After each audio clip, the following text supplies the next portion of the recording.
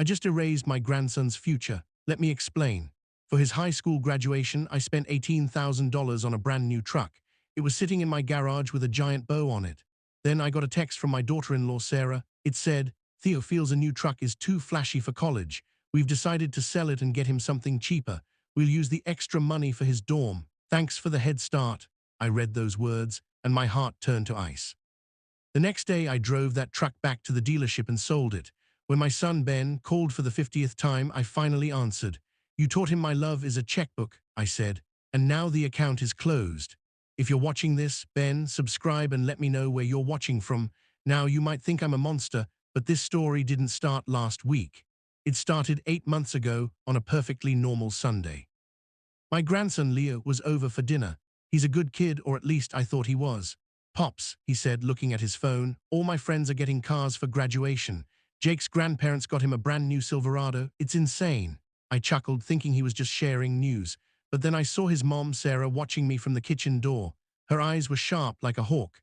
"Leo, don't bother your grandfather," she said, but her voice was sweet like honey. "He doesn't need to hear about your big dreams." But Leo kept going. "I just want something reliable, Pops, something that shows how much our family supports each other." The way he said family made my chest feel warm. After my wife Mary passed, these moments with Leo were my whole world. Ben was always busy at the office. And Sarah, well, Sarah was polite, but it always felt like she was just waiting for me to leave. "What kind of truck were you thinking?" I asked, already feeling myself get pulled in. Leo's face lit up. "Well, there's this new model. The off-road package is amazing. The base price is $35,000. $35,000. I felt Sarah's eyes on me waiting. "But Pops," Leo continued, "I've been saving from my job. I have $5,000. I just need help with the rest. $30,000. My pension from the factory was enough for me, but $30,000 was a huge chunk of my savings." Still, looking at Leo's hopeful face, I felt myself bending. "Let me think about it," I said. That's when Sarah made her move. "That's so generous of you to even consider it, John." She came over and put a hand on my shoulder. "I told Leo he was asking for too much, but you've always been the grandfather who makes dreams come true." The flattery was thick, but something in her tone felt wrong. It was like she was reading from a script she had written. A week later, Leo called, his voice shaky. "Jake said his truck can go anywhere. If I show up in my old Beater, I'll look like a loser. Pops, please, I'll be so embarrassed." That night, I transferred the first $10,000 into his savings account. Now, before you think I'm a fool, let me tell you about my family. Ben is my only child. When his mother got sick, it was just him and me. I worked 2 jobs to put him through school. I watched him become a good man. He married Sarah when he was 30, and they gave me my grandson. Sarah came from a fancy family. When Ben first brought her home, she was nice enough, but I always felt like I was being judged. "She's just shy," Ben would say. 8 years later, she was still just shy. But Leo was different. I taught him how to fish, how to change a tire. I was the one at his soccer games cheering the loudest, or so I thought. After that first payment, the requests started. The premium sound system, the special paint color, the leather seats. "Pops, everyone will be looking at it," Leo explained one day in my driveway. "The details make all the difference. Look at Jake's photos." He showed me pictures on his phone of a truck that looked like it belonged in a magazine. "It's beautiful, son, but it's a lot of money." "I know, Pops, but think about it. This truck will last forever. When I'm your age, I'll tell my grandkids you helped me get it." Your age. The words strung. Each time I paused, Sarah would appear. "John, you know how boys are at this age. Image is everything. We want Leo to feel proud." By month 3, I'd sent another $8,000. I felt a worry growing in my stomach that I couldn't name. Something about how Sarah's eyes sparkled when I mentioned the money. Something about how Leo always knew the exact cost of everything. They were family, and family helps each other, right? The last straw was when Sarah mentioned the insurance. "The insurance for a young driver is quite high, John." She already had the website open. "It would be such a help if you could cover the first year. It's only $2,000. $2,000 for insurance. That seems like a lot," I said carefully. "Pops." Leo's voice got that sad tone I had learned to dread. "I can't even drive it without insurance." I sent the money. The next morning, I looked at my bank account and wondered when I had lost control. The text came on a Thursday. I had just finished washing my old car. $18,000 was gone. The message was from Sarah. "Hi, John. Leo has been thinking. He feels a new truck might attract the wrong kind of attention at college. He'd be happier with a more modest car. We'll sell the new one and get him a used sedan. We appreciate you helping with the initial investment. I read it 3 times. Initial investment. Like I was a business, not his grandfather. I called Ben right away. Dad, hey, what's going on? He sounded busy like always. Ben, Sarah just texted. They're selling the truck I bought for Leo. Silence then. What do you mean selling it? I read him the text. Another pause. Dad, I'm sure it's a misunderstanding. Sarah wouldn't. She would and she did. Ben, I've paid $18,000 for a truck I'm now told is too flashy. $18,000. His voice got sharp. Dad, I had no idea it was that much. Sarah said you wanted to help out. Help out like I was bringing over a pie? Let me talk to her. I'm sure we can fix this. But I knew we couldn't. You don't send a message like that by accident. That afternoon, I started making calls. First, I called the dealership. Mr. Evans, everything is ready for pickup tomorrow. About that, I said, I need to know about your return policy. A pause. So the truck is custom ordered, it's yours. Next, I called the insurance company. Mr. Evans, we're excited to insure Leo's new vehicle. What if I need to cancel? Cancel, but we've already processed everything. Each call was the same, but I'm 72 years old. I've survived losing my wife and working my hands raw. You learn that sometimes the right choice costs a lot of money. By 5 p.m. I knew what I had to do. Leo called that evening. Pops, are you so excited for me to get the truck tomorrow? Are you excited for me to see it, Leo? Because your mom seems to think you're selling it. His voice got quiet. Oh. That, Pops, don't be mad. It's just a new truck is kind of a lot for a college kid. I see. And who paid for this lot? Silence. Leo, answer me. You did, Pops, but you wanted to help me. I wanted to give you a gift, son. There's a difference. Maury, silence. Leo, if I hadn't paid for any of this, would you still want me to be part of this moment? The longest pause yet. Pops, that's not fair. But it was fair. It was the only fair question. Wednesday, Ben showed up at my house. Dad, we need to talk. I let him in. Sarah explained. Leo is just nervous about standing out.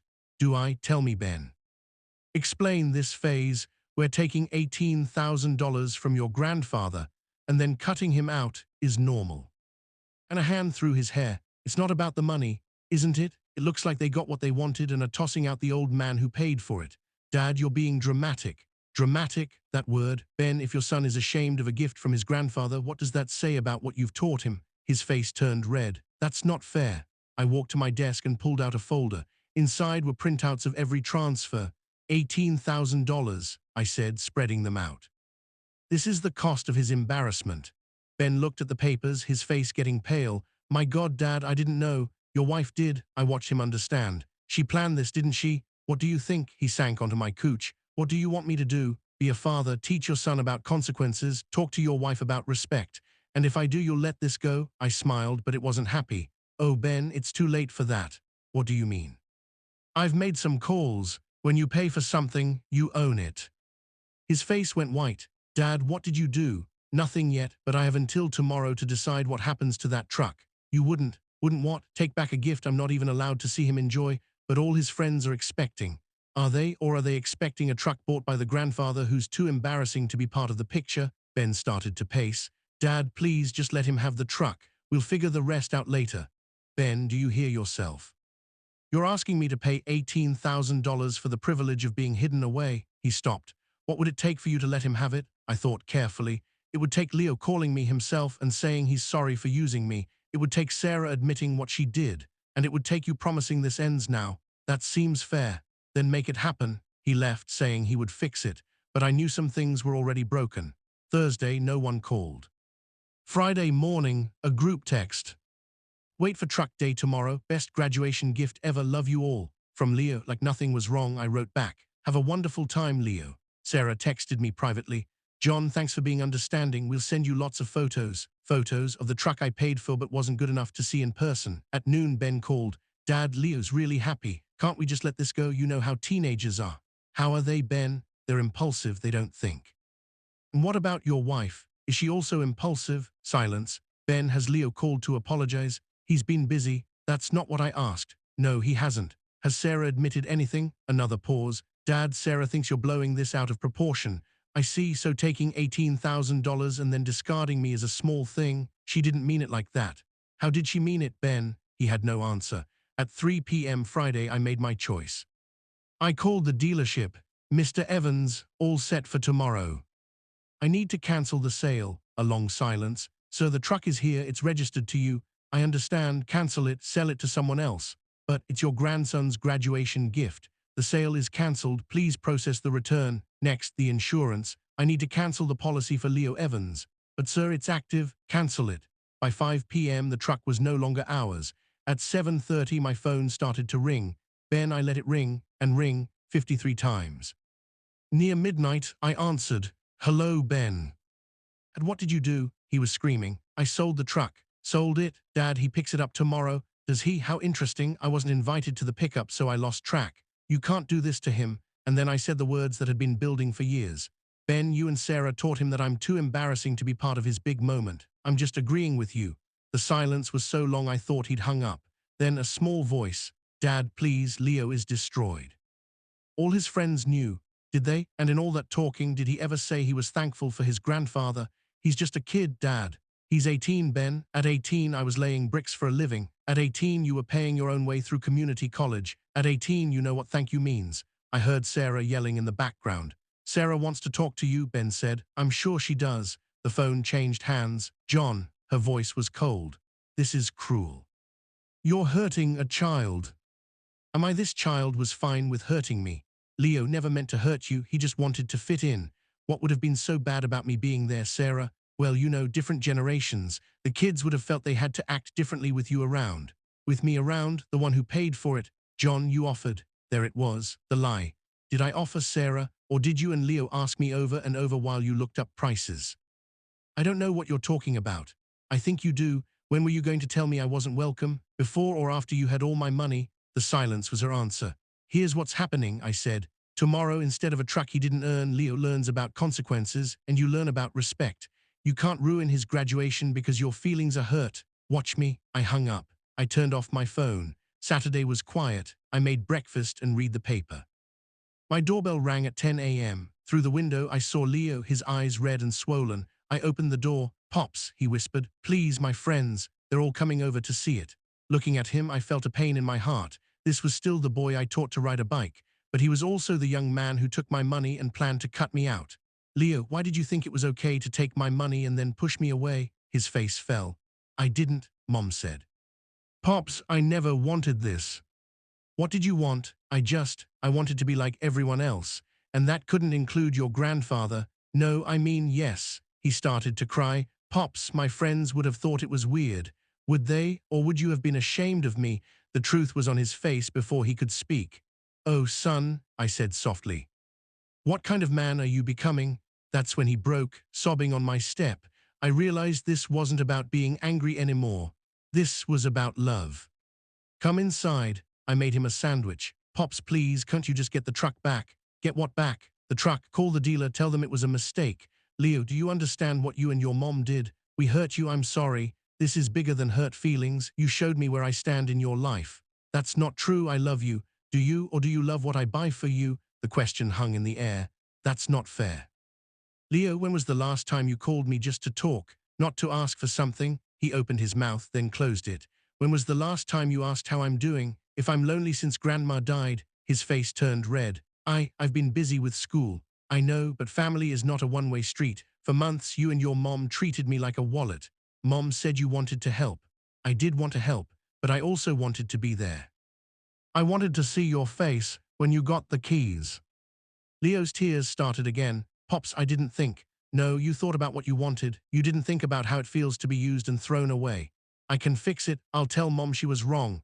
Leo, the truck is gone, but something else broke, and that can't be fixed with a simple sorry. What do you mean? I took his hand. You need to choose, son. Do you want to be a person who uses people or a person who values them? I do value you. Then prove it. The doorbell rang. It was Sarah, her hair a mess. Where is he? She pushed past me. Leo, we're leaving now. Mom, I'm talking to Pops. You're manipulating him? I laughed. What did I manipulate you into, Sarah? You made us think you were happy to help. I was happy to help. I also expected to be included. That part was never discussed. Because you never planned to include me, I said. Leo looked at his mom. Mom, did you always plan to cut Pops out? Sarah's pause said everything. Leo, you said you wanted it to be your thing. I said I wanted a cool truck. I never said Pops couldn't be there. I watched, fascinated. Sarah was trapped. Sarah, I said quietly, did you plan this from the start? Of course not. Leo changed his mind. Leo stood up. Mom, stop lying. Don't be dramatic. I'm not. You told me weeks ago that Pops would make it feel like a kid's party. You said we should celebrate with him separately. Sarah's face went white. You agreed it would be awkward. You never told me he was paying for all of it. Leo's voice was strong now. And now everyone knows about the truck and it's gone and they'll think I'm a liar. Sweetheart, I said, what matters more, what your friends think or what kind of man you are? I don't know, he cried. I just wanted the truck. Leo, Sarah said sharply, your grandfather is being mean because his feelings got hurt. That word mean, as if standing up for myself was wrong. Sarah, if I hadn't paid for the truck, would Leo be this upset? That's not the point. It is the point. You made him feel he deserved something he didn't earn and you kicked out the person who made it happen. We were going to include you. How? By sending me a picture? Leo stared at his mom. Mom, that's terrible. Leo, you don't get it. I get that Pops paid $18,000 for something he was kicked out of. Sarah's calm face cracked. Your grandfather has plenty of money. It's not like he needs it. That stopped me cold. Excuse me, Mary left you comfortable. It's not like you have big expenses. I couldn't believe it. Sarah, whether I can afford it doesn't mean you can take it. No one took anything. Mom, yes we did, Leo shouted. We used Pops. Sarah turned on him. We are leaving now. No, the word was quiet but strong. What did you say? I said no, Mom. I'm staying with Pops. Sarah looked at me, then at Leo. For the first time, she had no words. She turned and walked out, leaving Leo with me, and in that quiet, I knew I had my grandson back, not his gift, him. Thanks for listening to Anon Voices. Don't forget to subscribe and share your own story in the comments. Your voice matters.